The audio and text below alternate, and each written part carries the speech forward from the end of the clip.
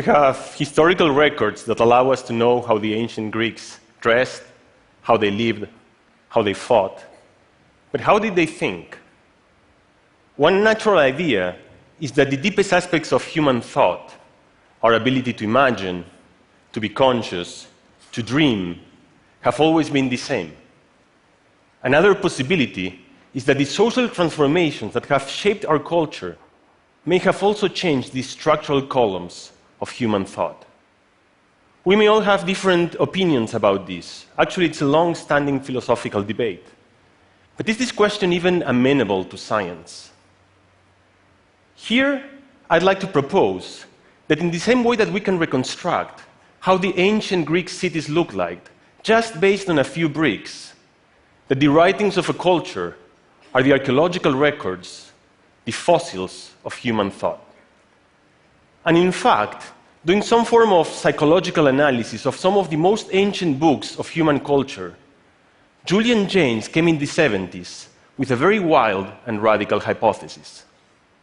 That only 3,000 years ago, humans were what today we would call schizophrenics. And he made this claim based on the fact that the first humans described in these books behaved consistently in different traditions and in different places of the world, as if they would be hearing and obeying voices that they perceived as coming from the gods or from the muses, what today we would call hallucinations. And only then, as time went on, they began to recognize that they were the creators, the owners of these inner voices. And with this, they gained introspection, the ability to think about their own thoughts. So Jaynes' theory is that consciousness, at least in the way we perceive it today, where we feel that we are the pilots of our own existence, is a quite recent cultural development. And this theory is quite spectacular, but it has an obvious problem, which is that it's built on just a few and very specific examples. So the question is whether the theory that introspection built up in human history only about 3,000 years ago can be examined in a quantitative and objective manner. And the problem on how to go about this is quite obvious. It's not like Plato woke up one day and then he wrote, "Hello, I'm Plato, and as of today I have a fully introspective consciousness." And this tells us actually what is the essence of the problem. We need to find the emergence of a concept that's never said. The word introspection does not appear a single time in the books we want to analyze. So our way to solve this is to build the space of words. This is a huge space that contains all words in such a way that the distance between any two of them is indicative of how closely related they are. So, for instance, you'd want the words dog and cat to be very close together, but the words grapefruit and logarithm to be very far away. And this has to be true for any two words within this space. And there are different ways that we can construct this space of words. One is just asking the experts, a bit like we do with dictionaries. Another possibility is following the simple assumption that when two words are related, they tend to appear in the same sentences, in the same paragraphs, in the same documents, more often than would be expected just by pure chance. And this simple hypothesis, this simple method, with some computational tricks that have to do with the fact that this is a very complex and high-dimensional space, turns out to be quite effective. And just to give you a flavor of how well this works, this is the results we get when we analyze this for some familiar words. And you can see first that words automatically organize into semantic neighborhoods. So you get the fruits, the body parts, the computer parts, the scientific terms, and so on. The algorithm also identifies that we organize concepts in a hierarchy. So for instance, you can see that the scientific terms break down into two subcategories of the astronomic and the physics terms. And then there are very fine things. For instance, the word astronomy, which seems a bit bizarre where it is, it's actually exactly where it should be, between what it is, a natural science, and between what it describes, the astronomical terms. And we could go on and on with this. Actually, if you stare at this for a while and you just build random trajectories, you will see that it feels, well, actually it feels a bit like doing poetry. And this is because, on a way, walking in this space is like walking in the mind. And the last thing is that this algorithm also identifies what are our intuitions of which words should live in the neighborhood of introspection. So, for instance, words such as self, guilt, reason, emotion are very close to introspection, but other words such as red, football, candle, banana are just very far away. And so, once we've built this space, the question of the history of introspection, or of the history of any concept, which before could seem abstract and somehow vague, becomes concrete, becomes amenable to quantitative science. All what we have to do is take the books, we digitize them, and we take this stream of words as a trajectory and project them into this space. And then we ask whether this trajectory spends significant time circling closely to the concept of introspection. And with this, we could analyze the history of introspection in the ancient Greek tradition, for which we have the best available written record. So what we did is we took all the books, we just ordered them by time. For each book, we take the words and we project them to this space. And then we ask for each word how close it is to introspection, and we just average that. And then we ask whether as time goes on, these books get closer and closer and closer to the concept of introspection. And this is exactly what happens in the ancient Greek tradition.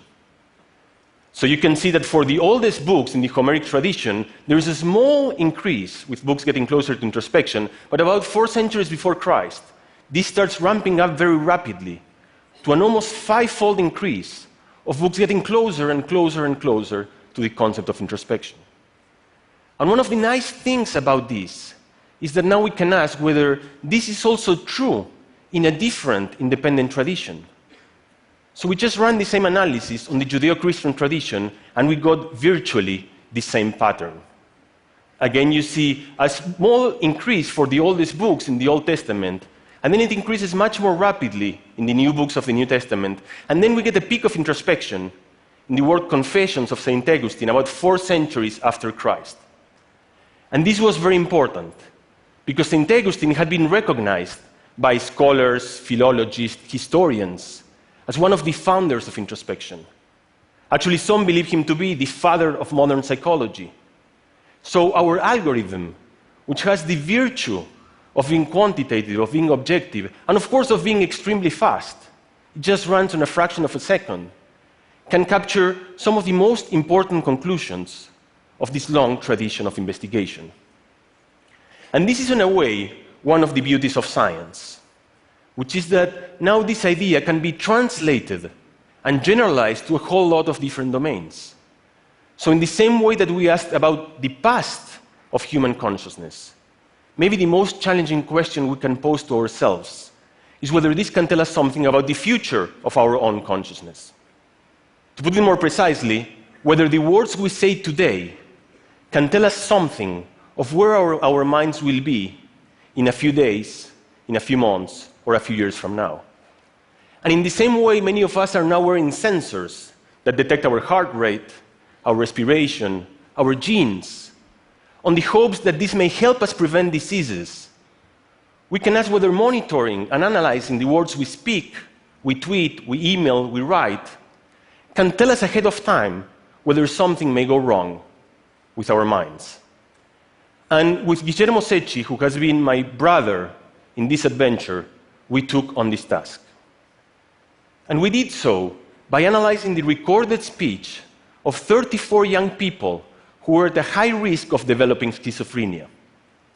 And so what we did is we measured speech at day 1, and then we asked whether the properties of this speech could predict within a window of almost 3 years the future development of psychosis. But despite our hopes, we got failure after failure.